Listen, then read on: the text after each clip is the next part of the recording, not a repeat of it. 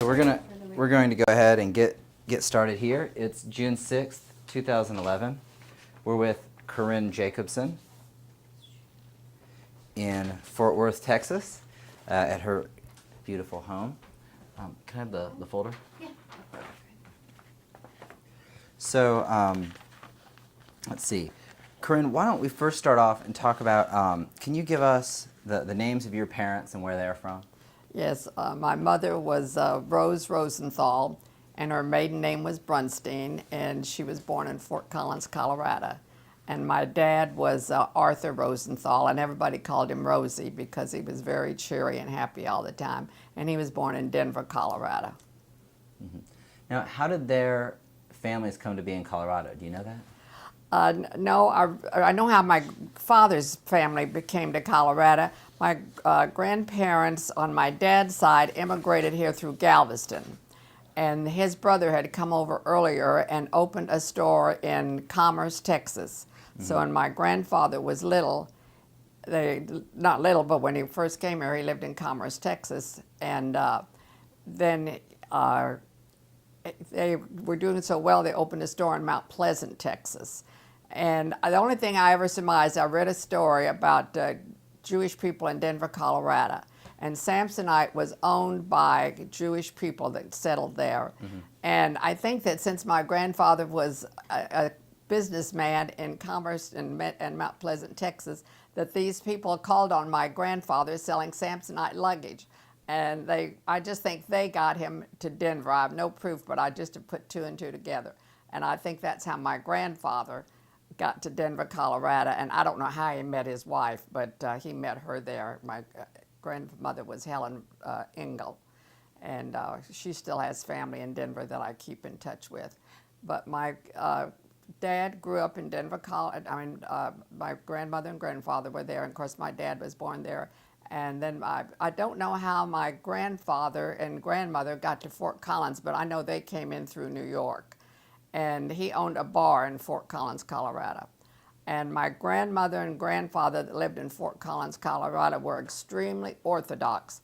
He had the Torah in his home, and every day he would have minyan, and there were enough Jewish people there in Fort Collins at that time that they would come over. And I can remember as a little girl that they would, daven and do Torah every day, and they were just very, very Orthodox, when my grandparents in Denver were very Reformed and really and truly not real interested in the promotion of Judaism. But my mother was living in Fort Collins, Colorado, growing up there, and my dad was going to college, and there was a college dance over at Fort Collins. And so he met my mother, and that was the romance. And they fell in love and got married. And they were married for 50-something years before they passed away. Well, do you know anything about your family's life in Europe or where they came from?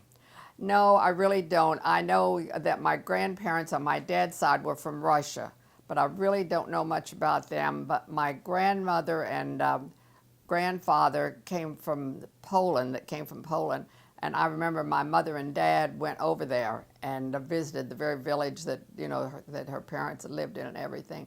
But I really don't know too much about the ancestry of all of them. I've got pictures and everything, but I don't know too much. I've never been one on family history. I just knew I had a good time with my grandparents in such different ways, because one was so Orthodox and one was so Reformed.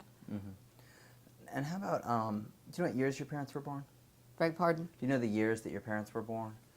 I think we've got that from you, but let's see.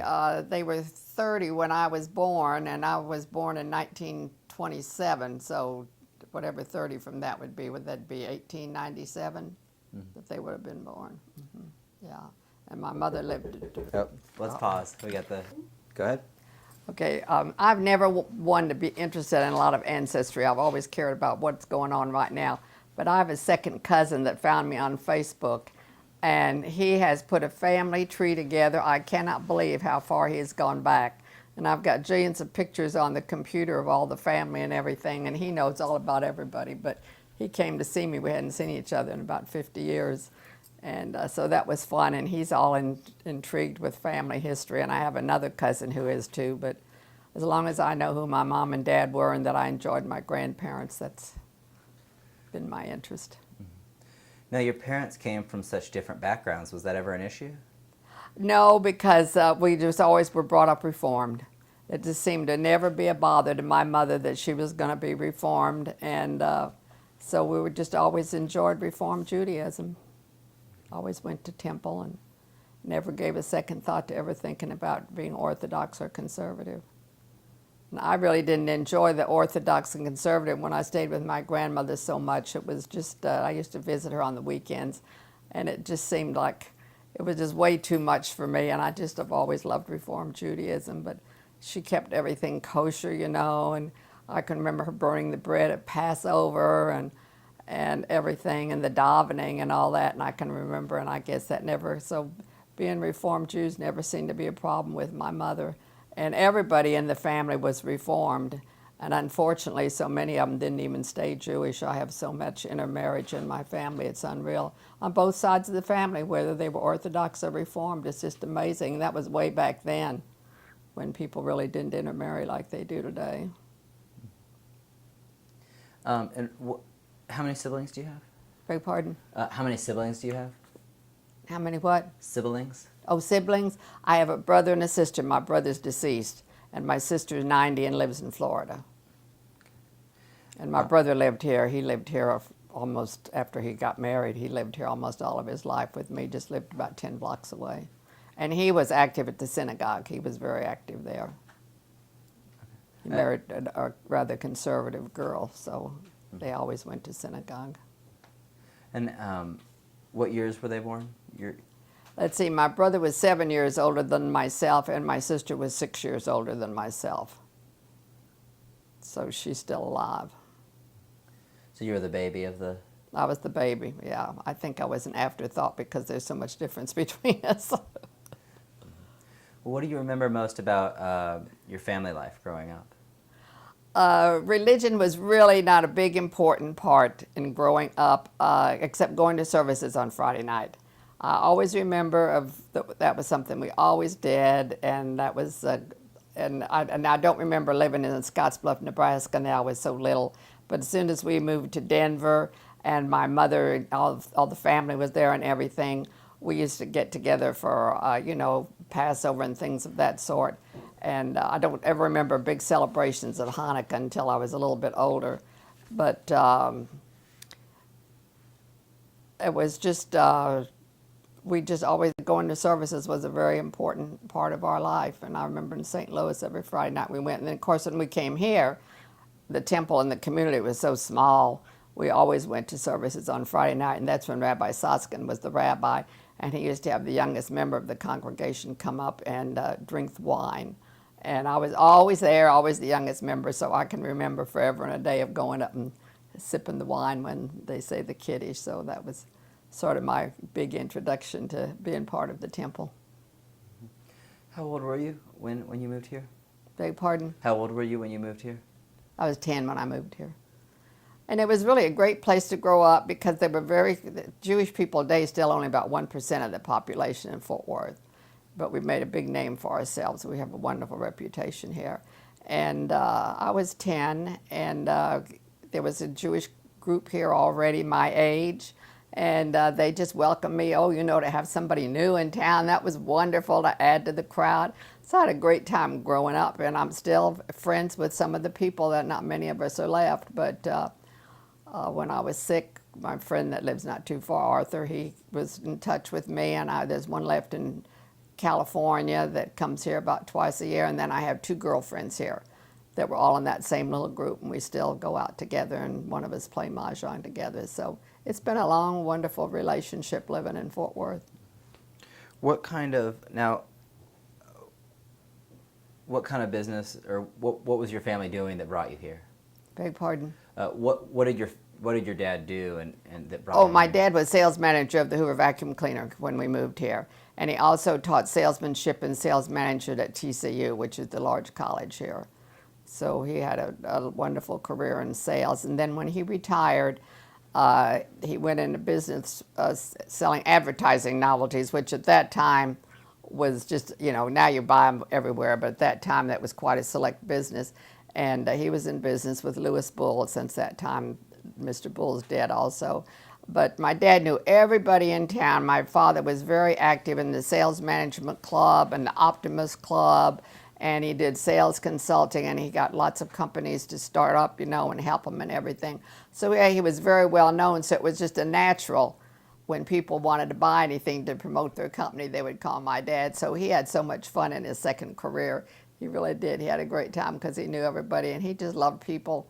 And when I was in business, I had all the plaques that he'd won on the wall, and salesmen would come in and they said, "You mean that's your father, Rosie Rosenthal?" Because he was just a great person. And my mother was the typical homemaker, you know, stayed home and took care of everything and everybody, and very active in the Jewish community. She was president of the sisterhood, and my dad was president of the brotherhood. I know of the B'nai B'rith. And they just always had a nice place in the community, and most of my mother's friends are gone also now too. So it's just what happens. You see everybody disappear. Mm-hmm. What? Well, tell us a little bit more about your mom.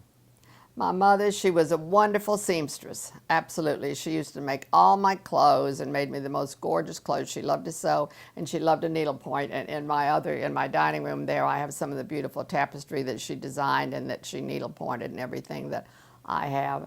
And she was just absolutely a wonderful mother. She just loved to stay home, and she played bridge. That was a big outlet to her to play bridge. And that was more in Denver that she played, I mean in St. Louis, where she played bridge. But here in Fort Worth, they had what was called the Wednesday Club. And there were 12 Jewish women, and they would meet every Wednesday, and they would get all their fine china and silver out, and they'd all fix a beautiful lunch. And it was just a big thing, and when possible, I used to always love to sneak and get to go to that. I thought that was so much fun to see my mother and everybody having all these parties, and most of the people were already widowed by then. And they just had a great time, and today nobody would do that. Get out your fine china and everything just to have a group of women over. And they didn't sew. They called themselves the Sewing Wednesday Club, but they didn't sew, but they just had a good time. They didn't play bridge, they just visit. And I've got a picture of everybody in the other room. And some of those people, one of them, their daughter still lives here, and son, and so there's still a few of them left. Madeline Barnett just passed away, and her mother was the Brockman family, and they were part of that group. So it was just, she was just a great lady, a real homemaker. The only time she ever worked was during the war. My brother and sister were gone to war. My brother was an ordnance officer, and he was overseas, and my sister was a Navy nurse on Iwo Jima. And she was upset with everything, trying to forget about them. So she worked downtown at a jewelry store. Louis Deitch's had a great big jewelry store. And she worked down there most of the war, but just to have something to do and get her mind off that. But otherwise, she just was a homemaker. How about school when you were growing up? What were the schools like here? So what was going to school like here? I guess I'm real funny. I've never been one just to associate with kids that are Jewish or people that are Jewish. It seems like I was always born into this world to show people that Jewish people are like anybody else. I never wanted to be different. And when it was lunchtime, I always had my own non-Jewish friends that I ate with. All the Jewish kids sat at one table. And I don't know, I just always was with, you know, the other non-Jewish kids. I had a good group of friends, and where I had a lot to do with the Jewish kids and dated them and everything. It was just never a big part of my life to make sure that, at that time we didn't have temple youth, and we didn't have synagogue youth. We didn't have any of that, you know, and especially at the temple it was very reformed, and we didn't have any of that. But it was just great growing up here, and I remember just everything about it. We used to just do everything together. On Saturday nights we had a little club, and that's when all the Jewish kids would get together, and we would play and everything. The only thing I can remember so much so is I got into high school, there was a big division at that time between Christians and Jews. Big division, because we had sororities. And if you were Jewish, you could not belong to the sororities. So we had our own little Jewish sorority. And that was sort of sad. It really was, that they finally outlawed all the sororities in school. And I had a friend that lived about 3 blocks from me, and she and I were such good friends, and one day she called me up and she said, Corrine, I want to come over. I have to talk to you about something. And she said, you know, now we're in high school, and she said, I can't run around with you anymore. And I said, what do you mean? I used to go spend the night, and oh, we had so much fun together. And she said, well, she said, you're Jewish, and we're not supposed to associate with Jewish people. And I guess at that time I really realized what a difference it was in that group, but I always thought that was sad. But she and I still, after we grew up, we became friends again and always stayed in contact. And she died of polio when she was rather young, so I always felt badly about that. But that was just one of those things that was the big deal. When you got in high school, it was really a big difference. What was the name of the Jewish sorority? You know? Oh, Sigma Alpha. No, that's Jewish. It was Sigma something, but I think it was just Sigma Omega. I'm just sure that's what it was. It was just two words. Mm-hmm. And I don't think anybody's left that belonged to that. I really don't. I think they're all gone. So in high school, your social life was a little more limited, maybe, to Jewish folks, or? Yeah, it was just, you know, I mean, it was just more blended, I guess, when we got in high school. I think things were, but it was just, that was just my one episode that I remember so much. And then I went to college at Texas Tech. I wanted to study nutrition. And so, of course, all the Jewish kids went to Texas U in Austin, but I didn't care about anything. I just wanted to study to be nutrition, and that was the only college that had foods and nutrition. So I went to school out there, and I can remember I was I think the only Jewish person on campus. There were some Jewish families there, but I think I was the only Jewish person on campus. And that really gave me a chance to teach people about they'd never seen a Jew. They were from West Texas in this little tiny area out there. They'd never known anybody Jewish. And so I always felt like that was just one of the things I was put on earth for, was to show people that Jews were like anybody else. And I think I changed a lot of minds and taught a lot of people a lot of things out there. So that was rather an interesting part of my life. And I remember I wanted to pledge it. They didn't have sororities at that time, but they had social clubs. And so I told my mother, I said, I want to try to pledge a social club. And she said, oh, she says, you can try, but she said, they won't take you. So she said, she just was impressed that I wanted me to know that I probably wouldn't get to join anything because I was Jewish. But that wasn't true at all. I was accepted in Las Vivarachas, and they ran me for vice president and had my name, Corrine Rosenthal, all over the campus. And I don't think anybody thought anything at all about anything at that time, but I think I really changed a lot of people's minds. Las Vivarachas?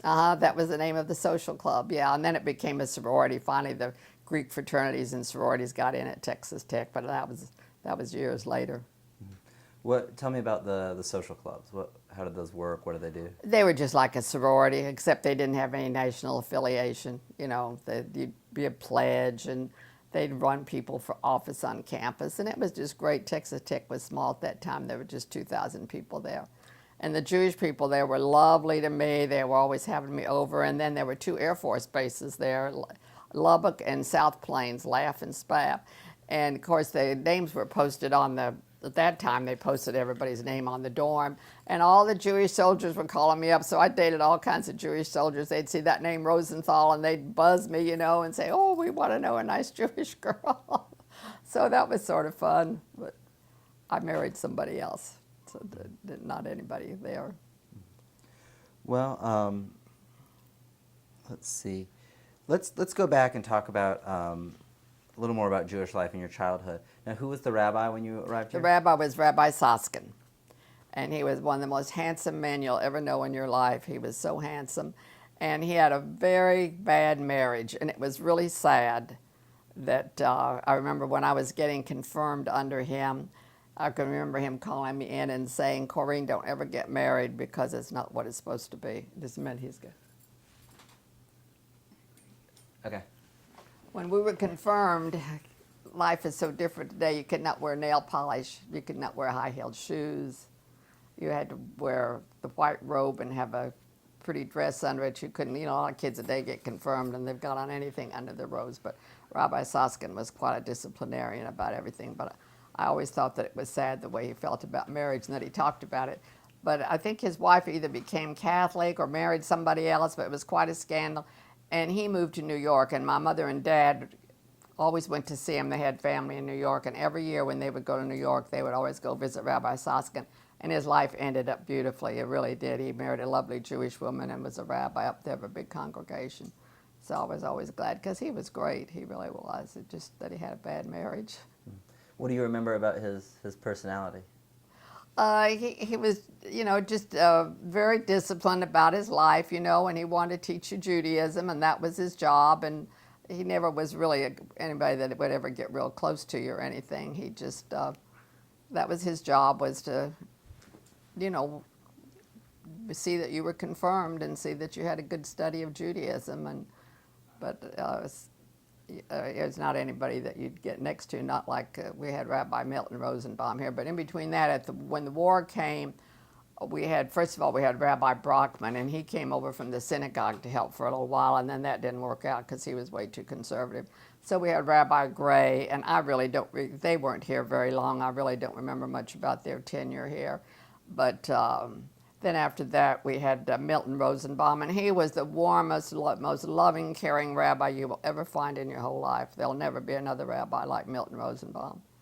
He was just terrific and very carefree, but very teaching, and everybody loved him, and he was just a great rabbi. And his wife was a wonderful rabbi's wife, and at that time we had the little theater group here that was Jewish, and they put on a play, and I remember she wore a cross, and a lot of people were arguing about that she shouldn't have been on a play with a cross, all this silly stuff. But he was just he's the kind, if he didn't see you at services on Friday night, a couple of weeks he'd call you up, where are you?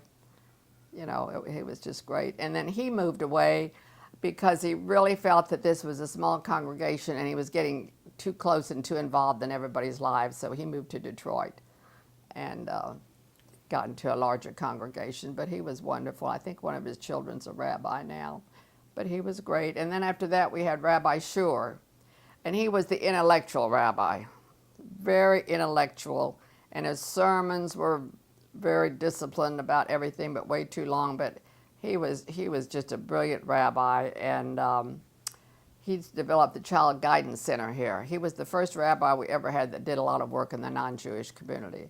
And he developed the Child Guidance Center, which is very important to Fort Worth today. It's still in existence. And everybody loved him. Everybody loved his wife. And he had 2 children. His son has moved back here, and I don't know what happened to his daughter. His daughter got a divorce, and I don't know where Sally is. But they were lovely, and he was a great rabbi, and he developed Alzheimer's. And that was the saddest thing that you would ever want to know, is to see your rabbi, because he was at Golden Acres, and my mother was old then, and she was at Golden Acres. She'd been ill.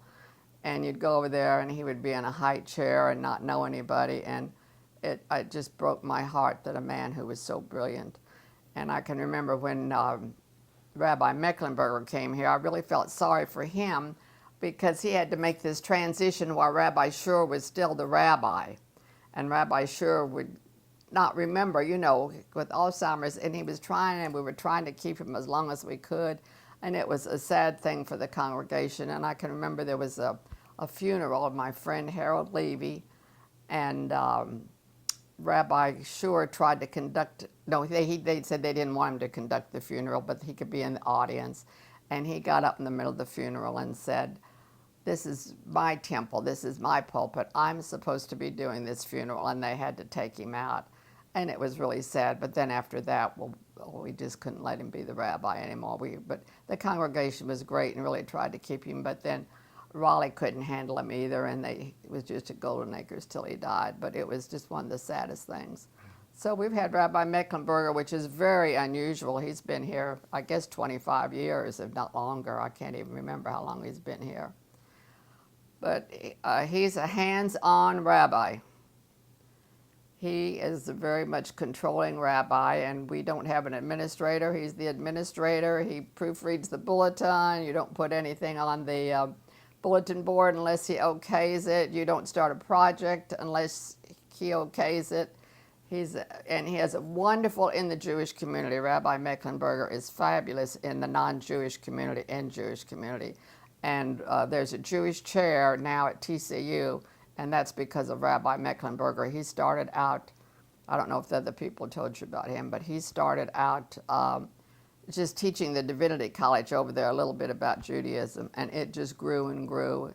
And I would say that we've never had a rabbi do as much for inner city, interreligion things, and he just won the Multicultural Award, which is now the Conference of Christians and Jews, and he deserved that. He is just great, and I do an awful lot of volunteer work in the community with non-Jews, and they all say, "Oh, you to go where Rabbi Ralph is." They all love Rabbi Ralph. Mm-hmm. And I'll tell you one problem we have with Rabbi Shur, and it was a big problem. Other than he was a great rabbi, he had a lot of dissension between temple and synagogue children. He did not want anybody belonging to AZA. He didn't want anybody being in the BBYO. He wanted everybody in temple youth. And I really understood him because he was trying to develop a temple youth program. See, we didn't have a temple youth program. So it was, to him, a very important thing to take the Jewish kids that were reformed and get them involved in temple youth. So I always understood his problem, but he did cause a lot of dissension. Am I telling you what you want to know? Okay, I'm just talking. Yeah. Well, how about, can we get years? So let's make sure that we've got all these placed kind of in about when they happened. So, so Rabbi Rosenbaum was after World War II? Uh-huh. Do you know about what years he would have? No, it'd have to be in the 40s sometime. Okay. I know Hollis has got all that with the rabbis down there. We've got pictures of all the rabbis, the exact years, but I really don't remember all the. Do you know when Rabbi Shur arrived? About? Beg pardon? Do you know when Rabbi Shur arrived? You know about when that would have No, I really can't remember. He was here for a long time, I'm sure over 20 years, but I just really don't remember the exact tenure of all the rabbis. I really don't. Okay. I just know Mecklenburger's been here about 25 years, and I'm sure he'll be here till he retires. He's 61 or 2 now. Okay. And I'm sure he'll be here. Let's see. Well, let's get back to kind of your story. So you went to Texas Tech. Mm-hmm. How long were you there? Just 2 years. And then the war was over. That was in 1946. And the war was over, and one of the Jewish friends of mine here, Harriet Ann Archenhold, I'd met her cousin. He'd been here visiting. And I just thought this was the greatest thing. He was handsome and everything, and I thought this was going to be great. And I don't know, everybody was getting married, so you're 18 years old, and what do you know about life? And back then, now it's a whole different world, but back then everybody was. So I got married, and it was not a good marriage at all. I was married 13 years, and it didn't turn out to be what I should have done at all. But I had two boys from that marriage, so Ed and Steve, so that was fine. So what year were you married? Their names? What year were you married? Oh, in 1946, and I was married 13 years. And back when I got a divorce, there were only about 3 people in the community that got a divorce. That's something Jewish people didn't even do. Getting a divorce when I got a divorce was unheard of. And I was Sunday school superintendent, and a girl got a divorce, and we told her she couldn't teach anymore. I mean, I know you could never believe that, but that's just the way it was. You just got married, and the Jewish mothers stayed home, nobody worked. So it was just another whole story growing up. But I did want to get in there about when I was about 15. I don't know how this fits in, but it's just a story. We used to have Passover Seders at the temple for the soldiers. That's when the war was on. So that was in 41 or 42. And it was wonderful. We had all the soldiers, a lot of them were stationed at Mineral Wells. There were 2 big camps at Mineral Wells. And we used to have great seders, and my mother and all of the women, they would cook. They'd make the gefilte fish at home, and that's before you could buy anything canned. But then they would go down there, and they'd spend weeks getting ready. And you can imagine having 300 or 400 soldiers come there for Passover Seder. They worked so hard, and I used to go down and help, and I used to always serve, and I was never really what you'd say the Semitic looking, and they'd always say, well, what are you doing here? And I'd say the Shema, and they'd say, okay, I guess you're Jewish. And then we always had soldiers at our house all during the war. My mother and dad loved having soldiers. Every weekend we'd wake up and they'd be sleeping all over the house. So, and my mother and dad stayed friends with 2 of them for years because they lived in New York. And so when they'd go up there, they'd always visit them, and they became very successful. But it was just, that was just a big part of my growing up at that time before I got married. That, I was like 15 or 16 then. And that was just, my dad just loved, he'd go down to the bus station or the train station and bring all the soldiers home. And my mother said, where are we going to put everybody? They didn't care. They just wanted a nice Jewish house to be in. Where were they from? Most of them were from the east, but they were all stationed at Mineral Wells, Camp Walters, and there was a base in Wichita Falls, and they would come in for the holidays, and or if they could get off and come in for a Shabbat. But the Jewish community was wonderful to the soldiers during the war. There's a woman, Reg Gernsbacher, that just did so much for all the soldiers and everything. And our library is named after her, Regina Gernsbacher. But I can remember all of that. That was a big part of my high school years, was the war being on. Then we'd go over to Mineral Wells and go to the dances, you know, and you know, we were 15 and 16 and the soldiers were 18, so it was just, you know, and it was always so funny. None of them could drive, you know, they lived up east and they never had a car, and so they always thought it was unreal that, you know, my mother and dad drove and did all that stuff, because it was all together different way of life for them. So that was just a fun part of Judaism that I enjoyed. Did they seem different to you than the folks you're used to? Well, yeah, you know, to me, they were all grown up. You know, 15, 16-year-old boy was just a little kid. These fellas were 18, you know, and it was sad, though, because they were getting ready to go to war. And I often wonder how many of them never came home. But, you know, that's when the draft was on. You didn't volunteer. That was when you were drafted into the service, and everybody went. So it was just, that was always the sad part. You'd never know what was going to happen to them. As I said, my mom and dad stayed in touch with quite a few of them. What about them being from out east? Was that a difference? Yeah, you know, they were just, you know, they thought we talked funny, which we did. You know, we'd say, we're going to carry you somewhere, and they'd say, what do you mean we're going to carry you? And I said, well, that means you're going to get in the car, we're going to take you somewhere. You know, they thought it was all funny because they thought we had a real Southern accent. And I didn't know that we did, but it was just interesting. But I can still remember one of the fellas' name was Paul Schiller, and he was blonde-headed, and his family was from Germany, and he'd gotten over here. I don't know how, but that's just one. And then there was a man named Fred Seaman, and he became a big furniture manufacturer after the war, and my mom and dad kept up with him. So that was just a big part of life, because the war lasted so long, and my brother and sister were overseas, so it was a big thing to entertain the soldiers and go to the dances and everything. Now at Texas Tech, when you were there, did you date at all, or?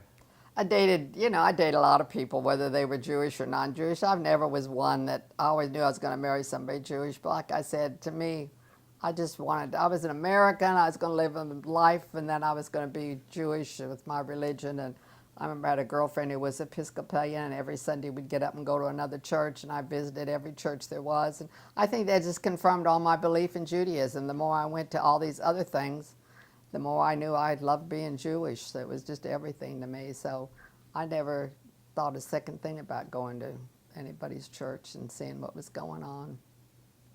Because I love Reform Judaism. I just think Reform Judaism is the greatest religion there is. Well, what is it about it? Oh, it just gives you the support you need, and yet you can control your own life. I don't like anything that says, you know, that God's in control. And I think he gave us a brain, and he educated us, and we make choices. And if you make the wrong choice, you have to learn by them. And then you make right choices. And I've made a lot of wrong ones, but I made a lot of right ones. And I just think it gives you a chance to be who you want to be, you know. And I love Friday night. If I don't go to services, I always light the Sabbath candles every Friday night, even though I'm home alone. And I just think Reform Judaism is just a great way of life. And how was the congregation here? Would you say, was it classical reform, or what was the tradition? When I was growing, it was very reformed, absolutely ultra reformed. We had an all non-Jewish choir. I'd say about the only prayers we really said were the Shema and the Miko Moko. And those you had to learn in Sunday school. I remember learning that, and I remember having to memorize the 23rd Psalm and having to learn We Meet Again in Gladness and those things. But it was ultra reformed. It really was. And we did not have bar mitzvahs. We did not have bat mitzvahs. All we had was confirmation. And then through the years, it has really changed. I would say our congregation is a very traditional Reformed Judaism now. because kids now go to Green Family Camp. And so they all have bar and bas mitzvahs. See, they didn't have that when I grew up. So you didn't know Hebrew. So they like the prayers in Hebrew. And I would say now 3/4 of our service is now in Hebrew. So it just makes a lot of difference. And there's a lot of senior citizens like myself that don't go to service as much as we used to because it's just leaning so much, towards traditional, which I think is great. I mean, I'm happy for everybody, and I think when you get older, you have to realize that the world changes and that it's not going to stay the same, and that you can just pick out what you like and what you don't like. But we've talked about it, but it is for young people, and they all just, love it, and all of them speak Hebrew now, which I think is great. And I think that the trend is fine. It's, like when I was growing up, you never brought the Torah out into the congregation. Now we bring the Torah out and march the Torah around for everybody to take the prayer book and kiss it and everything. We never used to stand and face the Sabbath bride. Now we do that. And there's a lot of talits now, and there's a lot of yarmulkes now. And so, I mean, I myself, I think it's great to put that back in, but it's just so different from when I grew up. Now, do you have memories, we've talked about the rabbis, do you have memories of certain community leaders from when you were growing up? Well, I guess that the Jewish community is always just, I don't know how to say what all we've done. I'd say the Jewish community here individually is involved in a lot of non-Jewish events, but as far as the Jewish people as a whole, like there'll be a charity drive for some disaster or something, and they'll send out an email to donate money or something, but I don't think that we ever, go out and do things like Habitat for Humanities. That's real big, and we did for a while try to have a group do that. The biggest community project we ever had is Mitzvah Day, and I think a lot of congregations, and I helped start that. That was about 13 years ago, and Mitzvah Day was the biggest thing, and we really got people involved, and it was just wonderful. We went to the Ronald McDonald House and cooked, and we did landscaping. I had an adopted school program, and we did landscaping there, and we'd go read to the old people, and we'd rock the babies, and we had about 10 or 12 events. Now, through the years, that has sort of dissipated, and so now they're going to have something else. But I would say that is one of the best community projects that we ever had. But what it was supposed to do, it was supposed to get Jewish people more involved in the community, and I don't think it ever really did. I think everybody said, gee, Mitzvah Day, that's it. But Jewish people are on the opera board here, and they're in all the fine arts, but more as individuals. But I wouldn't, and we have a wonderful interfaith program once a year at Bethel. That's really good. I've been in charge of those programs several times, and we pick a church and invite the church in, and then we set up all the holidays in the big great hall, and then we have people standing behind the tables and explaining, Hanukkah, Passover, and all of that. So it's just a great thing our interfaith is, and we have a different church come every year. I would say the biggest problem with that is we always the liberal churches come. I don't think we've ever gotten anybody from the Baptist seminary to come and visit or anything. But on Friday nights, you'll have a lot of kids from TCU. That's part of the curriculum at TCU, and that is you have to go to services at Bethel if you're in the Divinity College. So, that's a big thing. And but, I think for Rabbi Mecklenburger to get the Multicultural Award is really a big thing in Fort Worth, because I said we're only 1% of the population. So it's and everybody wants the temple to do well, so you can't do everything. You can't help build our temple and the congregation and the community and keep a good Jewish community and then spread yourself thin. Women all work now. That makes a big difference. Women used to do a lot of things in the junior league and all of that, but now women work, and there's just not a lot of stay-at-home moms that are working, and then on the weekends they're busy. So our sisterhood, I think, has a hard time, but we have an active sisterhood and have a great gift shop. We have a beautiful gift shop, and I was in charge of all the volunteers at that at one time. And I've done all different kinds of things at the temple. I was helped build, raise money to build the new temple. I was a Sunday school superintendent for 2 years. That's before we had a director of education, because I didn't have the, and I remember they were so worried about me. They said, well, you can't be a director of education. I said, well, I don't want to be a Sunday school superintendent was nothing. You collect the charity. But we used to have a lot of wonderful meetings with the Union of American Hebrew Congregation, and they would come down and meet. And I always enjoyed that, and I taught second grade for years, and I loved the second grade. That was fun because it was a study of the holidays.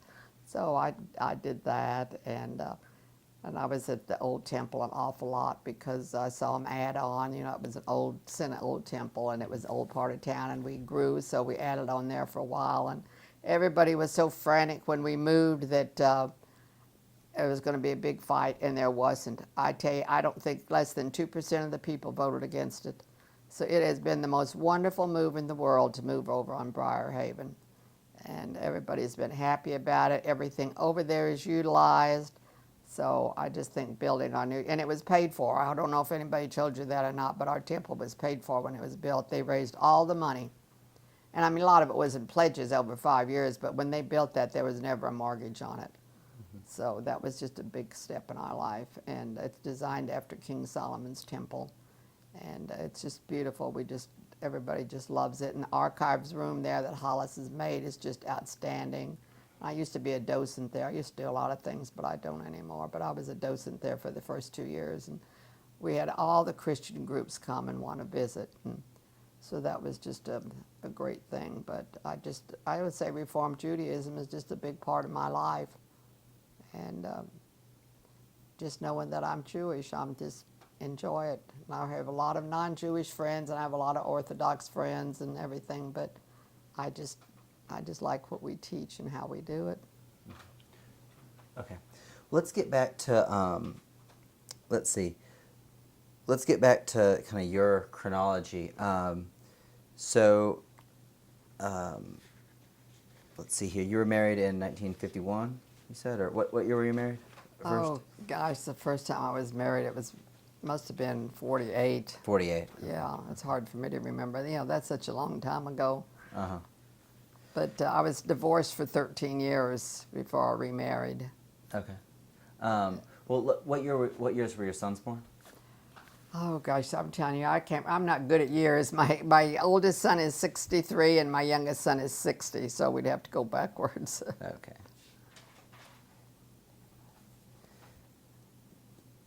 And that was not easy at that time to be divorced, and nobody was, like I said, nobody was divorced, ruined two boys, and I've always felt that they sort of suffered for that because Jewish people just didn't get a divorce, and you just had a family, so I always felt that was, maybe,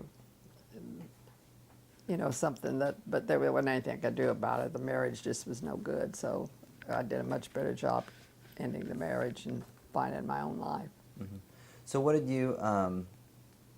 Had you been working before you were divorced? No, I never had worked, and I knew when I was going to get a divorce, I went to work for a plastics firm, and they're just doing general office work.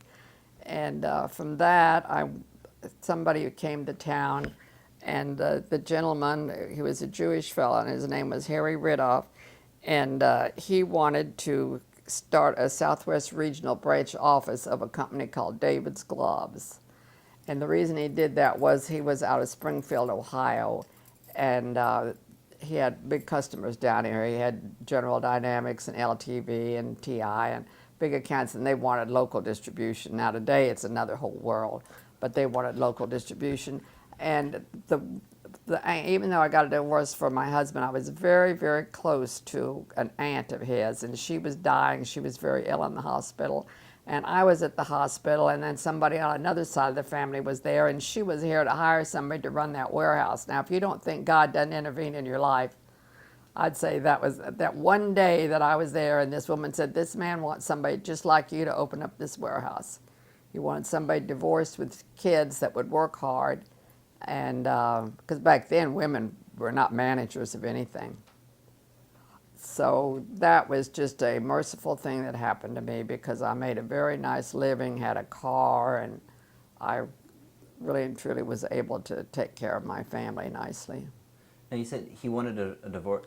Why did he want a woman? Why did he? Well, he just believed that women had never had a chance in the world. He was one of the first libbers. He was a woman's libber, and he said a divorced woman's going to be a secretary and make $75 a week and just stay there. And he said, and he had 4 branches, and they were all run by women. And that was a long time ago. What year was that? Oh, I was 40-something, and that was 40-something years ago. You know, women didn't do anything back then but make coffee. So I was one of the real pioneers, and especially to be in the industrial safety supply business, you know.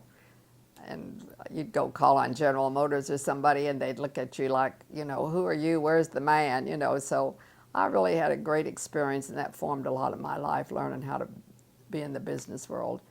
And then from there, I had an opportunity to go in business with some people out of the East and open my own company called Southwest Gloves.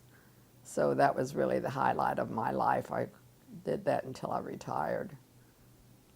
So Do you know what year you opened Southwest Gloves? You know, I just can't remember the years. I really can't. That's just hard for me to remember. That was all just, I've been retired 20 years. And, you know, I was 40-something when I started that. And so we did just have to work backwards on dates. But it was a great career. I've got all kinds of plaques. I've got a clock in there still that they gave me. I was an outstanding distributor of gloves and safety products, and that's when the oil business was booming in Texas. You know, that's probably all before your time. But the oil business was booming, and you would sell product to, first of all, you'd sell product to the people that made all the well drilling equipment, all the derricks, and oh, you just can't imagine what it was like. And then after that, you'd sell the drillers. And then after you'd sell the drillers, they'd have well servicing companies that took care of it. So, I mean, it was just a continual cycle. And I had enormous customers. I had customers out in California. I used to go to California, and I had a wonderful reputation. And then I started selling Southwest Airlines all of their uniforms and their baseball caps. And I just had a great professional career. I really did. I just had so much fun working. It was just, business was booming, and it was just all fun. And even after I got married, I was working, and it was just a great business career. I'd go to Chicago for safety meetings and travel all over, putting on sales meetings with my salesman and call on customers, and it just gave me a whole outlet in life. And when I was a little girl, I was so bashful that when I was supposed to get up and recite a little story at school, I would play like I was sick, and my mother would let me stay home because she'd think I was sick. And I just looked back, that was when I was a little girl, maybe 8 or 9, you know, and I was so bashful I didn't want to get up in front of the class at school. And then oftentimes I'd think about how all my life changed. So that's why I think Reform Judaism does that to you. I think it gives you the strength to keep going on and improve your life. I've always felt that way. That I don't know what I'd do if I didn't have Judaism to rely on, especially when you're sick, you know. So it's just, when they told me I had cancer and going to have surgery, well, I never did get upset. I just figured, well, you know, I'll just have surgery and I'll go on, and it's all worked out. So, and I just believe God does all that for you. Gives you the strength. But Rabbi Mecklenburger gives wonderful sermons, and he always talks about that you can't pray for things, but you have to ask God to teach you how to cope with what the answer is. And I think that's one of the best sermons he ever gave. And that has clung in my life so much that you can't go out and pray for a red wagon, but you can pray if you don't get the red wagon, what are you going to do instead of having that? And that's been a good sermon. And then he gave a sermon when his sermons are wonderful. I know I'm going all mixed up, but it's just things come in my mind. He gave a sermon one night about the shepherds were coming home from service, you know, they all gathered together, and they looked up and there was a big fire. And somebody said, oh, I just pray to God that's not my tent that's burning up. And the rabbi in Mecklenburg says, you can't pray for that. He said, you have to, somebody's tent is already burning up. And you have to pray that you have the ability to face life if that's your tent, but that you will help the other party in case that it is their tent, that you'll get them straightened out and give them a new life. And I've always taken that. I think that's just a great message. that so many things you can't do anything about except figure it out. Well, can you tell me about, tell me about your last name. You changed your last name when you were divorced, or? Oh yeah, when I got a divorce, my name was Nussbaum. I married a man named Lester Nussbaum. And so when I went to work for this glove company, they said, you just cannot go out and introduce yourself that you're Corrine Nussbaum with David's gloves. He said, that's just too much for anybody to swallow. And of course, this man was Jewish, so I knew he wasn't anti-Semitic about it. So anyway, I had worked one time just for about a month at a temporary desk for part-time help, and the name on the desk was Bond. So whoever called up, that was your name. No matter when you worked, you were Miss Bond, so that people would always talk to him as Bond. And I don't know, I thought, gee, Bond's such a nice name, and I started leaving cleaning in the name of Bond, and I started using the name Bond, and I thought, you know, that's so much easier in life to have the name Bond. And so I just look at now, I've got, my sons are Bonds, and I've got grandchildren, and everything, and all the little Bonds running around. Instead of running around with the name Nussbaum, they're running around with the name Bond. So I just always thought that was great. And I remember we had to go to court, and my kids had to, you know, agree. They were old enough to agree, and they said, that's fine. So we just went to court and legally changed our name. Do you remember about when you did that, or? Oh, you know, my son one was 15 and one was 12, so I'd have to go back to all of that. I can't, and he's 63 now, so that's, what, 48 years ago that I changed my name. So the mid-60s? Or? He's Yeah, 60. it would be the mid-1960s. Yeah, yeah. So I've been Bond for a long time, yeah. And then I remarried, so then I became Jacobson, so I've had a jillion names. Now, when did you get remarried?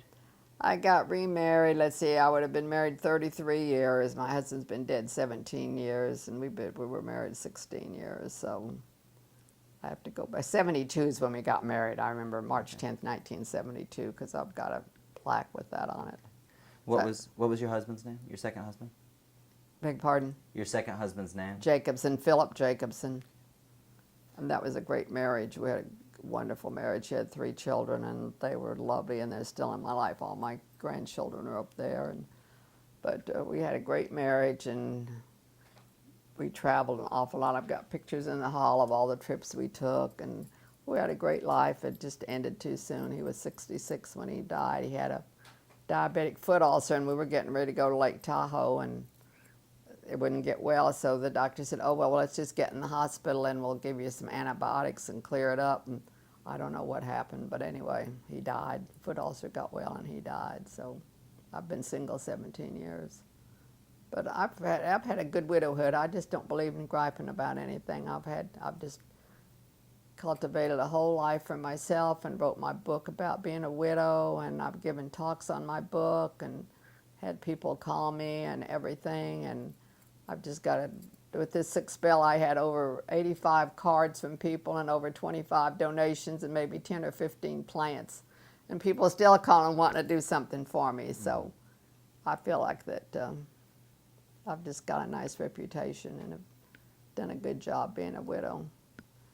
And then I started, as soon as I became a widow, I didn't know what I was going to do, and I started an adopt-a-school program at one of the poorer schools in town. That was a great outlet for me. I didn't know what to do. And that was a great program. It was an almost all Latino school, and they were very poor. And we got them to come over on Friday night sometimes and do the Mexican hat dance and come to our services. And we had landscaping program, and there's still a tutoring program going on. It's been years since we dropped the program. But there's still 3 girls that go over there and read and tutor to them, so I feel like it's in. And then we have a school supply drive every year that we started, and we still do that, and the Temple Youth took that over. So that program never did really die. And from that, we started an after-school program called the Stone Soup After School, and I worked with the school board on that, and we had a great after-school program because these children didn't have any place to go after school. So that was just a big part of that I enjoyed doing. And it really gave me a whole group of new friends, really did. I'm still friends with some of the people that did that. So, and then like everything else, after 3 or 4 years, you get tired of it. And then another thing that happened is the principal that I worked with left and became an administrator, and the people that were working in the office would not speak English, and they always speak in Spanish to the kids, and that sort of made me mad because at that time we were teaching English as a second language. And instead of making those kids learn to speak English, and I thought, you know, I've just done my part here, and I'm real funny. When I finished a project and feel like I can't do it anymore, then I just let it go. But as I said, the pieces are still continuing, and I'm still friends with the people that have done that. Now, let's talk about Philip Jacobson for a little bit. Where was he from? He was from Oregon. He was from Portland, Oregon. And he worked as a project manager for Vought Aeronautics. And he'd been widowed for 2 years when he and I met. We used to have a club called the Two Timers. And that was people that were, no, I guess that came after we got married. No, it was just the single adult club in Dallas. And they used to meet on Sunday nights, and so I had a girlfriend, she was single, and we used to go over there, and so I dated a lot of people from there. But he was wonderful. He was a widower, and he had 3 kids, and I thought, oh, I can't marry anybody with 3 kids. But he was just a great man and just worshiped me and thought I was the greatest thing in all the world. And so we had a beautiful marriage, and I'm still very close to his children. Some of them in San Francisco came to see me last weekend because I couldn't go out there, and we talk all the time, and I'm very close to them and my grandchildren. And we, like they said, you know, their mother had died years ago, so I've never tried to be a mother to them. I'm just always there for them. But we have a great relationship. And so I feel like that I've been almost everything a woman can be. I've been married, divorced, widowed, a mother, a stepmother. I took care of my aging aunt in California. I was a good niece, and been a career woman. So I think, like I wrote in my book, I've just sort of, you know, been a little bit of everything. Mm-hmm. Switch tapes. Yeah, let's pause and switch tapes real quick. Next, I'm Josh Parshall. We're here with, now you say Corrine, right? Uh-huh. Okay, with Corrine Jacobson Uh-huh. In her home in Fort Worth. You were just saying about not encountering anti-Semitism in your career? About what? You were saying that you hadn't encountered I anti-Semitism. never had any anti-Semitic remarks. I never, and I just thought that was amazing because there were very few Jewish people in that type of a business. And I just was always thinking somebody would have something to say about, you know, just not about me or anything, because they didn't realize, a lot of people didn't realize I was Jewish, but it was just something I think when you're out in the non-Jewish world you sort of look for. And then when I moved here, of course, there's 3 other Jewish couples on the street, but I didn't know, you know, they wanted to put Christmas lights up, you know, on the Arley, because this is an association. And I said, well, I'm Jewish, and I don't put Christmas lights up. And they never said a word, you know, nobody ever thought anything about it. And I've just never had anybody say anything to me or act different about anything at all. So I just, now whether anybody says anything or not, but when I have the Jewish holidays, I get Hanukkah cards from the neighbors and New Year's cards and everything. So I just feel like that that's just, I just think it's important to live in the world and show people that Jewish people are like anybody else. Like I said, that's been my goal in life. Let's go back and talk about the different temple buildings that have been here. Where was the temple when you? It was on Broadway. Okay. Broadway and Galveston, down near downtown, because that's where all the Jewish people lived. You know, when the city first started, that's where everything was downtown. And that was a beautiful temple, and we did bring a lot of things back with us, thanks to Hollis. We got just an awful lot of the things for the archives. We have the stained glass windows that we brought with us, and we brought some of the lights that we had in the sanctuary. But it was a lovely building and everything, and they kept refurbishing it and trying to make it and add it on and everything, and then it was just way too much, and it was leaking, and it was going to cost over $1 million to fix it. So they just said, well, we've got to move out where the Jewish people are, because everybody lives out here. I'd say 95% of the Jewish people live in Southwest Fort Worth. And I just couldn't believe how easy it was to raise the money. And I wouldn't say it was easy, but it was, you know, nobody objected. Everybody gave what they could give, some little, some big, and I had a lot of big contributors. But and then the land was given to us. That was a big thing. The land was given to us, so that worked out great that we didn't have to pay for the lot. And they had donated that land, and the land, there's a Baptist church over there. And those were zoned for religious places. And so we didn't have to buy the lot, so that was a big thing. Do you know who gave the land? Beg pardon? Do you know who gave that land? I think the Rosenthals bought it, but it was very cheap. I'm sure it was Manny Rosenthal's family that bought the land. But it was, they gave it to us at a real good price. They didn't have to begin to pay, anything like the land was worth, because that's very valuable over there. And the Rosenthals in town have been very instrumental in everything working out at our temple. They really have been. Manny and Roz Rosenthal, of course, he's dead now, but they're a wonderful family. And so anyway, when they built the temple, I worked on that committee, not the design part of it, but I worked on the part of the interior of it, everything. But they gave it to about 6 architects, and some of them, and the worst thing that happened was one of the architects was the Rosenthal son-in-law. And you'd automatically think, oh, he's going to get the bid because of his in-laws. But that wasn't true. The contract went to another firm, and the man was not Jewish, but he had made a real study of Jewish history. And he deserved that contract because he's got Judaism all over the place, and it's beautiful and wins all kinds of awards. And no matter who walks in there, they are in awe of our temple. It is the most religious place you can want to be. Our sanctuary is beautiful, and if you go in the daytime, which unfortunately we don't get to go, you look out at the trees and everything. And then our little chapel is just wonderful. You go in there, and we've got a little waterfall, and you've got beautiful greenery, and we've taken some of the things from the old temple, some of the sayings and everything in there out there. And it's just the most wonderful feeling in the world. It's so spiritual when you go in there to pray. I've just always felt that it was just everything that you could want in a temple. So, and then, you walk out and there's the archive room and everything. And of course, a lot of people aren't left from the old temple, but I go there and I see the stained glass windows and the 12 tribes that I grew up with. It's just a wonderful, warm feeling. And we have a beautiful gathering area, and everybody said, oh, you don't need a gathering area, but we have an oneg every Friday night there. And the gathering area is just used all the time. If you ever saw our temple on Sunday morning, you would not believe all the activity. The Brotherhood comes down there and makes breakfast, and the gift shop's open, and people are running around, and our temple is just busy. We have wonderful programs.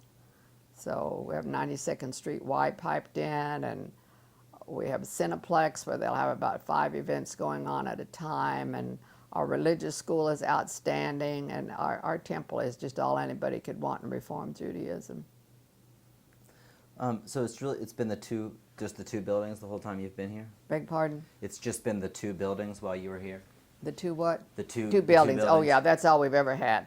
That's all we've ever had, with just those 2 buildings. That's where our temple started, and that's where it is now. That's all we've. And now the synagogue used to have a place downtown called Hebrew Institute, and they used to have a lot of little meetings down there, and I can remember going there with my mother and wrapping bandages for the soldiers and everything. Mm-hmm. But and then the synagogue moved out on 8th Avenue, which is not as close in as this one several years ago. I'd say about 20, but ours is 10 years old. I'm sure it's been 25, 30 years ago. And it's, it's nice to have the 2 right across the street from each other. It's very interesting. Mm-hmm. And so we've gained a lot of temple members because they've had a lot of problems at the synagogue, so we've gained a lot of members. And I don't even think we have 500 families now. I think we've got about 475 families. And I call all the new members and greet them and ask them what kind of committee they want to be on, and try to get them placed into things.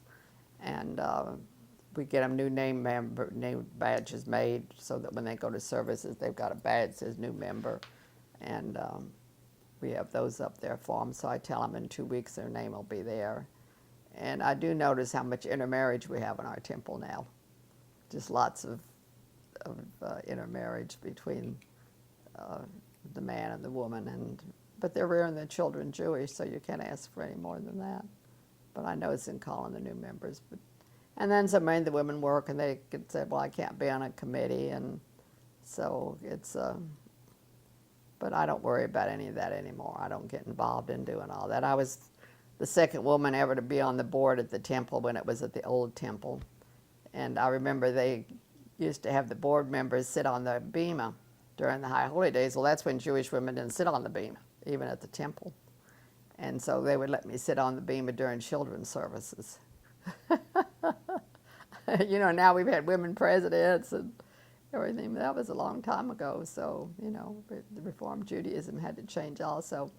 And our rabbi does intermarriages. He also does marriages. He does a commitment service for gay couples. He's done that before, and there's a lot of talk about that. But I agree with Mecklenburger. I think you have to go with the way the world is today.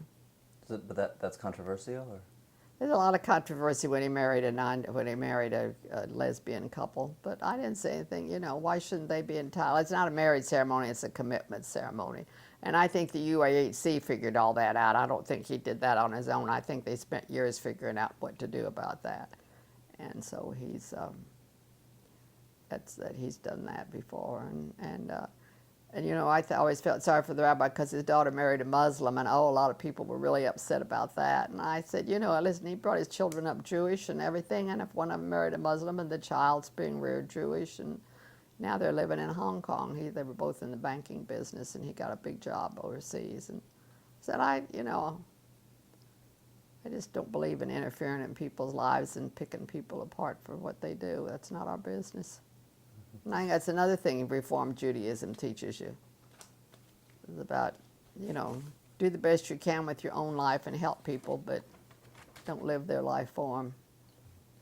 Well, you mentioned one of your sisters married a non-Jew, or? Oh, my sister married somebody Jewish, but her children married non-Jewish people.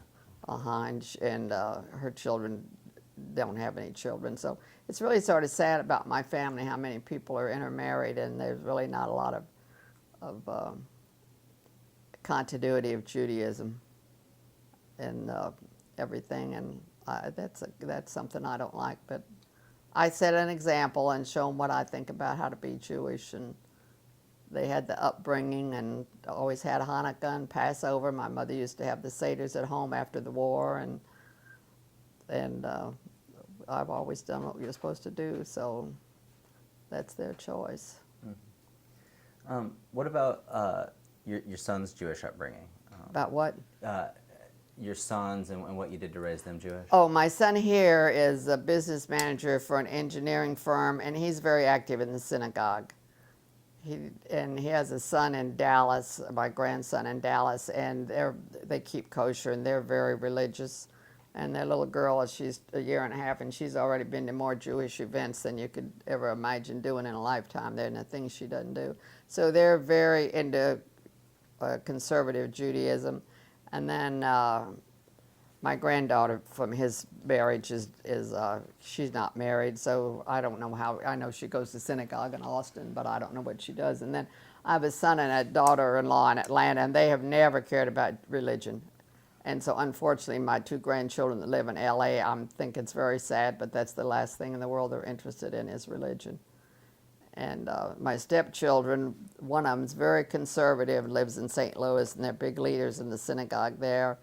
And my stepdaughter in Dallas, they go to services, but I mean, all their kids have been confirmed and bar mitzvahed, but you know, religion's not the most important thing. And then his son that just came to see me, they're Reformed, and I would say that religion's not a big part of their life. So I do think that's one of the sad things about Judaism. I see more and more families like that. And my husband was very conservative and brought his children up to be, you know, very active in Jewish things. And one of them is very active, and the other two are just, you know, they practice Judaism, but it's not their whole life. Mm-hmm. Well, so it sounds like you have children and grandchildren who are less religious than you, but you've also got children and grandchildren who are... What'd you say? You have children and grandchildren who are less religious than you, but also children and grandchildren who are more religious than I am. That's right. Or more strict, anyway. Yeah, it's interesting how everybody just, you know, finds their little niche. But my grandson that lives in Dallas and that family there, when he married his wife, they had to keep kosher, and I think it's wonderful. I do. I'm very happy that they're so wrapped up in Judaism. So I guess if I get 1 out of 4 to be wrapped up in Judaism. But you know, anything you read about Israel and everything, it's a big worry about the future of Israel because the coming generation's not as concerned about Israel as all of us have been. You know, we didn't live through the Holocaust and see people end up in Israel and have freedom and see gold in my ear form, all that and everything. It's just a big problem. I think that's one of the biggest problems that there is in the world today is poor little Israel. Was support of Israel a big part of Jewish life here in Fort Worth? To a degree, you know, as I said, I was divorced back then, and my kids weren't too active in things. They never did care about Temple Youth, and my son was one of the first. My oldest son was one of the first people to have a bar mitzvah here. That was when they first started them. So that would, let's see, if he's 63, that's 50 years ago. That's when we first started bar and bat mitzvahs. And a girl couldn't even have a bas mitzvah. She had what was called a bas Torah. So it's pretty interesting to see how, you know, women are now everything. It doesn't make any difference. But there's no difference. We've had a lot of women presidents, and all the girls have a bat mitzvah now. And so I've really seen it evolve around from nothing to being very traditional. Now, when you were, I guess, when you were younger, did you have an awareness, or did you have friends from the synagogue community? We're really and truly, one of my friends today, she went to synagogue, and she and I are still very good friends. We run around together all the time. But really, the synagogue kids and the Reform kids did not run around together much when I was growing up. All of us that I ran around with were Reformed, and there were maybe 1 or 2 that would sometimes come to something, but there was just a big division, and that today is still what I think a big problem, but it is better. But you know, the synagogue used to have the BBYO and the AZA, and it was very active, and that's when my grandson was very active over there. I think that was big in making him so Jewish, was AZA. He just loved it, and since that time he's on APAC and the Anti-Defamation League, and he's just very much into that. But now the rabbi that had, he's gone now, Rabbi Zelikovich, was interested in the synagogue youth, USY I think it is, United Synagogue Youth, and he didn't, so, you know, when you don't have a lot of Jewish kids, you got to remember we don't have a lot of Jewish children. So when you have that, you can't have, like in Dallas, my granddaughter's president of BBY over there, but there's a junior kids that belong to synagogue youth, there's Hebrew schools, and there's everything, and see, we just don't have that here. So you've got to keep the Jewish children united, and Mecklenburger's done a good job at that. Yeah, there's several kids that belong to, but now AZA is not what it used to be either, or the BBYO, because of United Synagogue Youth. But our Temple Youth Group is magnificent. Absolutely. I would say Scott Sloter has more to do with keeping Jewish children in the faith of anybody I've ever known. We had what's called the Hanukkah House. There's we have here called Thistle Hill. It's the oldest the oldest home in Fort Worth, and they've redone it, and it's all redone and everything. And for several years they had Christmas in that home and decorated all for Christmas. And then across the street, a lawyer gave us his home, and we would have Hanukkah there. And we would have a carriage ride that took people from the Christmas house to the Hanukkah house, and that was a great thing. I did that one year. That was a big job, and I did that about 3 years ago. And Scott Sloter came and had the Temple Youth sing Hanukkah songs, and up until that time, I never realized what he does for Temple Youth. He takes the kids to Green Family Camp. Those kids, he just is everything to the Temple of our kids staying Jewish. Now, tell us about him a little more. Scott Sloter. His mother and dad, well, first his brother moved here, Mark. His brother Mark was president of the temple for a few years, and a very nice Jewish family. And then his mother and dad moved here, and they're older. They're about my age, and neither one of them are real well. And Scott's their younger brother, and he never did get married, and he works at General Dynamics. And he's just a real nice single fella that's just devoted his life to Temple Youth. It's just amazing. You know, he plays the guitar and just all these things that the kids love to do. And they just, as I said, until he helped me with that program, I didn't realize how much he'd done for promoting keeping the kids, because after kids get confirmed, but now it's getting a bar mitzvah, a lot of them don't want to go on, and so he's really keeps them in the fold, keeps them interested. Now you mentioned Green Family Camp. Has that been an important thing? That wasn't when my kids were growing up. That's only been in the last 15 years, and that's down in Bruceville, Texas. And I've never been down there. They have once a year they have all the adults come down, but I never have gone.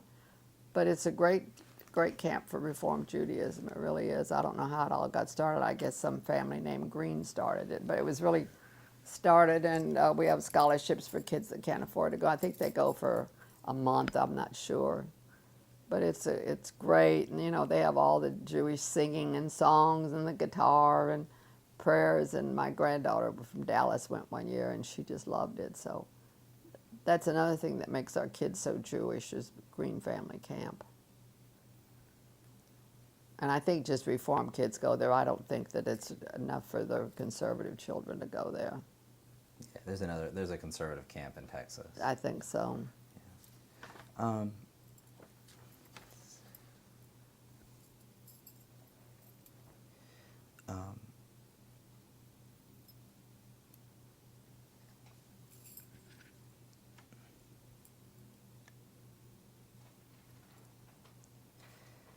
Now, talk about Daughters of Abraham. Daughters of Abraham. About, through Rabbi Mecklenburger's diversity, they wanted to start a Daughters of Abraham group, and he was meeting with some people, and that was the Muslims and first of all, the Christians met. And this woman, her son had been in Korea, no, I think in Vietnam, and no, I take that back. There's been so many wars in my lifetime. He was in Iraq, and his buddy got killed, and the man that was with him said, I'm a Muslim, and I've got to pray over him. Would you please pause for a minute and let us say a prayer over my Muslim brother? And so when he came home, his dad was a minister, and he told his mother and dad, he said, we've got to do something about the world. So Janice she and her husband are outstanding people, and they said, well, we're going to try to get Muslims, Christians, and Jews together and just see what happens. And so she did. She's the starter of it, and they were 5 years old in Arlington, and we're in our 4th year in Fort Worth. So Mecklenburger sent out a notice, and he said, if there's anybody interested in Daughters of Abraham, and he just sort of put out a little notice in the bulletin. So I called him up and talked to him about it, and he said, oh, I think you'd be good at running that. So I had to organize, and it's hard to get Jewish women to go to that. It really is, because they just think all Muslims are terrorists and everything. But anyway, I've got a nice group of women that go. There's about 8 of us, and we meet once a month. And so there's 8 Muslims, 8 Christians, and 8 Jews. And we meet either at our temple, or we meet at the mosque, or we meet at the Christian church. And we just have wonderful open discussions. There's nothing political. The rule is you cannot get into politics. And we'll discuss divorce, we'll discuss marriage, we discuss birth, we discuss the positions of prayer, we discuss fasting, eating, all the different holidays, and we just always find some interesting topic. And then at Christmas time, since we don't have Christmas and the Muslims don't have a Christmas, we have a peace party, and we all bring something praying for peace. And we all bring food then, and we all bring a gift pertaining to our religion. Sometimes we'll give somebody a mezuzah, or we'll give somebody Hanukkah gelt or something, And I've got a little Christian bell over there that I have, but that's all right. That's just part of it. But it's just a wonderful organization, and they have been so wonderful to me. The Muslim women have since I've been sick. My gosh, they're lined up to do this for me and that for me and everything. So it's just been a great, I think. And so many of them, everybody went in with their own opinion of everybody. And now we've all blended and realized that we're all, worship God. We're all daughters of Abraham. And even though we get to God differently, we all are praying to the same God. And it's just been, and there's no proselyting or anything. And we go to services sometimes there. And it's just been a very rewarding experience. It just ties in with my always want to know about religion, and it just to me it fortifies my own belief. I could not believe what they do, but they couldn't believe what I do. So that's all right. And I had one of the Muslim women come and speak to Jewish Women International, and nobody wanted to come. They said, you can't have a Muslim come speak. And I said, then just don't come to the meeting. And I tell you, they were all enthralled with her. She has a class called Muslim 101. And from that, the best part of the program is we have this outreach program that just developed. The churches heard about us, and they said, well, we want you all to come to speak to our Sunday school classes. So I've spoken at, I couldn't tell you how many adult Sunday school classes, along with the Muslim and the Christian. And then the colleges heard about us. And so when they have Diversity Day at TCU, we go twice a year and speak to kids that are going to be teachers and talk about the difference of our religion and what they're going to find when they get in the outside world. And then from there, the junior college heard about us. Now we go twice a year and speak to the junior college. And that's another group of people that are going to be teachers. And I just think the outreach program has just been absolutely outstanding that we didn't even know about, but people were interested. And so I'm just very pleased with the Daughters of Abraham. And I just keep the Jewish women organized and remind them when it's time to go and everything, and keep them all wanting to come. So it's just a very worthwhile organization. Now they've got men. Now they've got a Men of Abraham in Colleyville. There's a lot of Jewish people in Colleyville, so they've started a men's group, and so I think that it's just something that gradually catches on that people are interested in. Let's see. Are there other topics that we haven't touched on, Trey or Haram? Are there things that you think we should talk about? Gosh, it seems like I've just blabbed on. I don't know what you're going to make out of all this. There's good stuff in here. Don't worry. I had my life all figured out from grade school on up to everything, and I don't know when we just got sidetracked and just started talking. I kind of want to hear more about the commitment ceremony that the rabbi gave to the gay couple. Were you at that, or did you go to the commitment ceremony? The rabbi. Pardon? When Rabbi Mecklenburger did the commitment ceremony, were you at that, or was it? Was it what? Were you there? Were No, you no, invited? what? No, it was just immediate family. Okay. Oh. Yeah, I know. It was just two women. Let's see. I know I had some more things. Let's talk about Fort Worth a little bit. How is what do you remember most of Fort Worth when you were growing up? The city. I love Fort Worth. I work for the Convention Bureau. So if you want to know about Fort Worth, I've been working for the Convention Bureau as a greeter for 15 years. Mm-hmm. And I hate now this summer I'm not able to work, but it's just the greatest thing in the world. I've seen Fort Worth grow from where we had no downtown to where TCU had 5 buildings. It has grown into be the most wonderful city you could ever want to live in, especially as a senior citizen.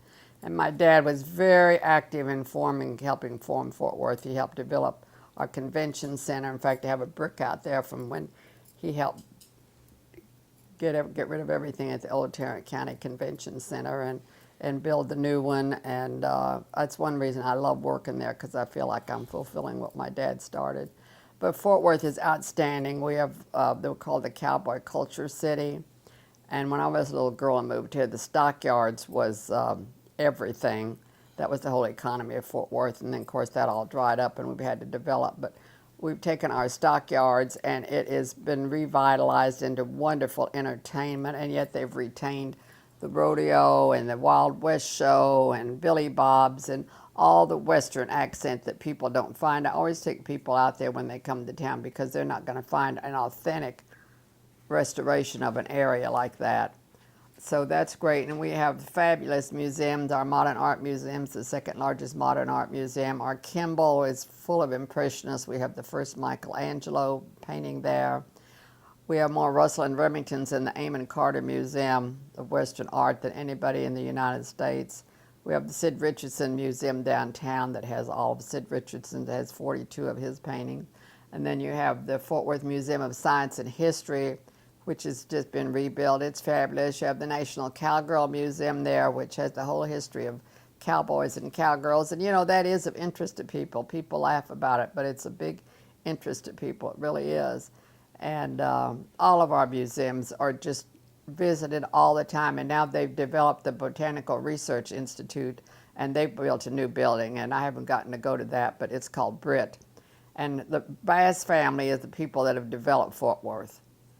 We had the Bass family. There's 4 brothers, and they moved here. They had a rich uncle and left him a lot of money, but they said they were going to make Fort Worth grow, and they did. We just have a great city. And you can, the airport being here, that's central. Anybody can fly out of Fort Worth. You can go anywhere direct with American Airlines. And I just couldn't tell you how great a city Fort Worth is. And as I said, our population has never gotten big. And I remember we never had any Jewish merchants in town. And when my dad was active in everything, he used to tell me, he said they've done all they can do to keep Jewish merchants out of Fort Worth. The big department stores, they were all privately owned at that time, the Ferris store and Monnings and Cox's, and they were all privately owned, but they didn't want Jewish people coming in, because I don't care, we do have a good business sense. And but now all of them are all gone, and now we've got Macy's and Dillard's and all these, chains. But we never have had a large, we had A. Davis, we never have had a lot of Jewish businesses in Fort Worth. Never have. We've had a few jewelry stores and things, but never in comparison to the size of the city. What kind of businesses were the Jewish folks involved in? Well, like we had Goldstein Brothers, that was a big jewelry store, and then the Louis Deitch's Jewelry Company, that was a big store. We had Wally Williams, that was a private dress shop. It was owned by Jewish people. And we had Meacham's. Some of the people were Jewish and backing that, but not too much. But the big stores here was Leonard Brothers. Of course, they weren't Jewish, and Stripling's and Cox's and Monnings and all those stores, but none of them were owned by Jewish people at all. So, and we've had one Jewish mayor, Baird Friedman. We've only had one Jewish mayor, and he never was too Jewish, but he was confirmed with me, but they never led much of a Jewish life. But he's the only, and we really don't have a lot of Jewish people active in politics, but like I said earlier, we have a lot of Jewish people active in the fine arts. The Rosenthals have given millions of dollars to build our Bass Performance Hall, and they give money to everything. They sponsor everything that comes along. They have been so giving. But and the opera, there's hardly anybody on the board. There may be one person on the board of the opera or something, but the Jewish people, I don't think in Fort Worth are represented there as much as they are in other cities. So it's just not a lot of us here. There really isn't. Do you know much about the history of the Rosenthal family? Do you know anything about them? Or? The Rosenthal family? Mm-hmm. All I know is I've known them forever and a day, and they're just lovely people. Of course, the mother and dad were in the meat packing business. There were 2 Jewish people owned meat packers, and of course that was all gone. And then they got involved with steak and ale and everything, and they did very well. They became very, very rich. They're billionaires, just really rich. You'd never know it. They lead a very quiet life, but just give to the charities. There isn't anything that they don't give to. And if you want anything from anybody, you call them up, and they're always there with money. They're just a very loving family. And of course, there's only a mother left now. She's a little older than I am, and a son and his wife and their kids live here now. But they're not, you don't see them. Now, Arnie Geishman, I think you interviewed Arnie. Tomorrow. He's wonderful. Now, he is one of the greatest Jewish leaders in Fort Worth. He's the one that can tell you all about Jews in Fort Worth, because he is in everything. Arnie is just a great man. I'm very good friends of his aunt and his uncle and his mother and dad, the Geishmans. But Arnie is one of the most outstanding Jewish men in this city. You'll just not find anybody that is as well versed in everything, and he knows everybody. I'd say he's the most active Jewish person in the non-Jewish community. That he can tell you all about that. Do you know much about his family background? Arnie was an only child, and his mother and dad were Eleanor and Leon Geishman, and they were in the steel business. And he has taken that steel business and turned it into a mint. They are just, well, you see his home in Westover Hills. Oh, gosh. But he's just a lovely, nice person, gives to everything. And he's joined the temple now. He's always gone to synagogue. And I don't know that, he's just a wonderful young man. He is, and his aunt, well, the way I'm so close to the family, his mother had a brother, and that's who my husband and I used to run around with, was his aunt and uncle. And so, of course, the uncle's dead, and my girlfriend, she's over here at a retirement home now, and they're old. And Eleanor, his mother just died recently, and he was wonderful to his mother. And his dad has got Alzheimer's. He's 90 now, and he doesn't know anybody, and it's just sad. But Arnie has there just isn't anybody that does not love Arnie Geishman. Just never find anybody like him anywhere. Mm-hmm. What do you think the future for the Fort Worth Jewish community is? Oh, I think it'll just sort of stay like it is. I think it'll always be about 1 or 2%. And I think there'll always be a temple and a synagogue. We have a Chabad house. And I think that Judaism will be just like it is. I really do. I think that it's never going to be a big Jewish community here. I really don't. And but it's a great community. It come to everybody's rescue for anything. We have great caring committees at the temple. And I just think that the temple here is really the future of Fort Worth Jewry. I really do. I think that more and more couples like Reform Judaism. The more intermarriage you have, the more you find going to the temple. And our programs are great. And but you know, see, we don't have a Hebrew day school here. We don't have any Jewish schools. You go to Dallas, and there's probably 10 Jewish schools for kids to go to.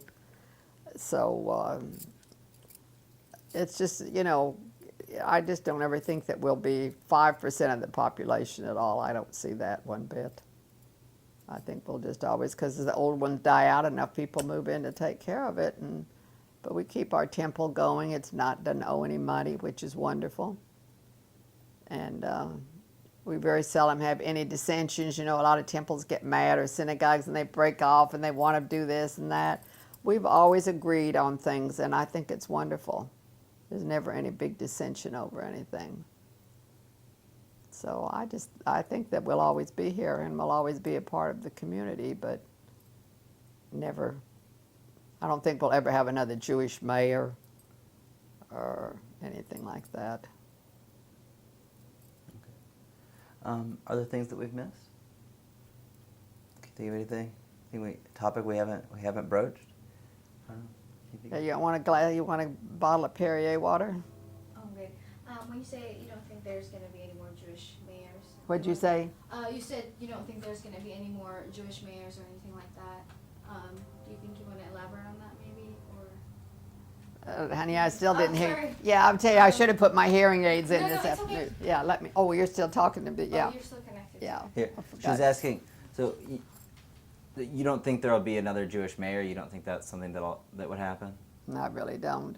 I don't see any Jewish leaders in the community that are in the, you know, unless Arnie Geishman, but he isn't gonna want to be mayor, and I don't.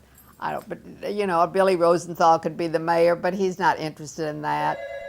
So I just really and truly, I don't think that I never see any Jewish people running for the school board. Go ahead and pause it real quick. We don't have any Jewish leaders. And really, the Jewish people are on the board or something, but as far as Jewish leaders, you know,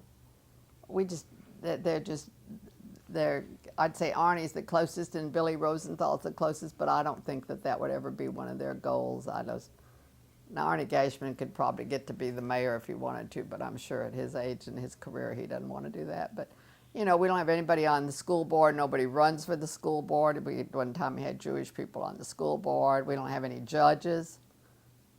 We don't have anybody in politics. I think we have one Jewish fellow from the synagogue that's an assistant district attorney. But there just isn't anybody that, you know, that comes to the plate like that. So I don't see any of that, not in my lifetime at least, that there'll be that. Okay. So, you know, our people are professional. You got a lot of Jewish doctors here, a lot of Jewish dentists. And then you have a lot of young couples that just have jobs and like anybody else just, you know, live here and make a living and are happy here and found a home. And so, but I just don't see anybody in the community that's a leader that's going to be anything in the city of Fort Worth. The stockyards, there's nobody Jewish involved in that. There's nobody Jewish. Oh, there's some docents at the museums, and there's a lot of Jewish people on the board, you know, and there's Jewish people on the board of the opera and all that, but you don't ever see them, you know, predominant. They're just on the board. Okay. So they all take their place, but I don't see them. So I think we'll be just like we are, but as long as we're like we are and just stay, I think we have a great place here. Okay. All right. Well, thanks so much for your time. It's been really great talking to you. Yeah. I really appreciate it. I just hope I've given you some information that's useful. I don't know. We got some great stuff in there. Yeah. I Thank just you. keep talking about I don't know what.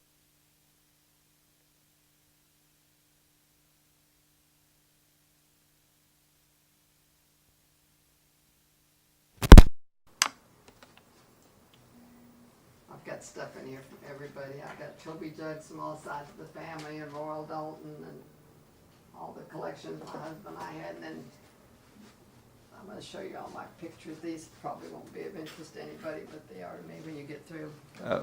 These pictures? Yeah, would these be are all great. the pictures up for all the places Yeah. that my husband and I have been. So we got to do a lot of fun things. Mm-hmm. And that's my little Jewish table that I've collected from different things. Yeah. So where all did you go with your husband? These are all the different places we went to: Malaysia and Hong Kong and Monaco and Switzerland and France and oh, I don't know. We went everywhere. Yeah. Norway, Sweden. We had lots of fun. So I've been. Yeah. Now, do you have any? Do you have some family photos around? Any what? Some family photos around you? Yeah, I've got a lot in here. Mother and grandfather that came from Russia. Wait. Let's see if I can get out of the picture. That's your grandmother and your grandfather, Uh-huh. and your aunt and your uncle. Those were the Reformed Jewish part of the family. Uh huh.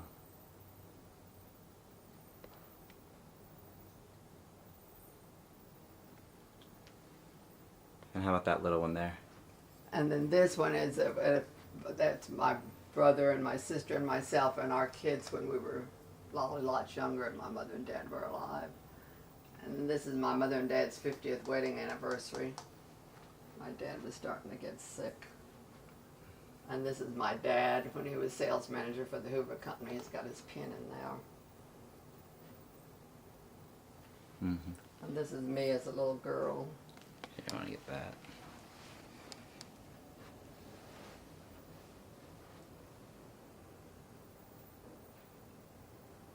Mm-hmm. And then this is just a collage that my grandson made me for my birthday when I was 75. Mhm. And this is my grandson, the one that's so Orthodox now. Uh-huh. My mother was at Golden Acres Nursing Home, and I just love that picture because he's giving her M&Ms, and I've always thought that was so sweet. Mm-hmm. That is sweet.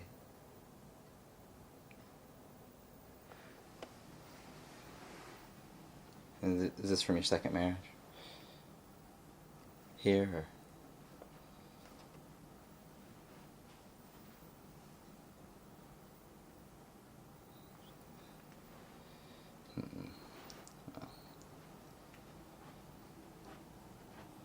And that's my husband and I when we got married. Yeah.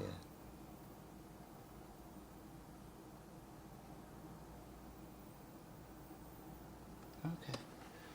Got some of that stuff. And that's my son that lives in Atlanta, and his boy, he's 31 years old now.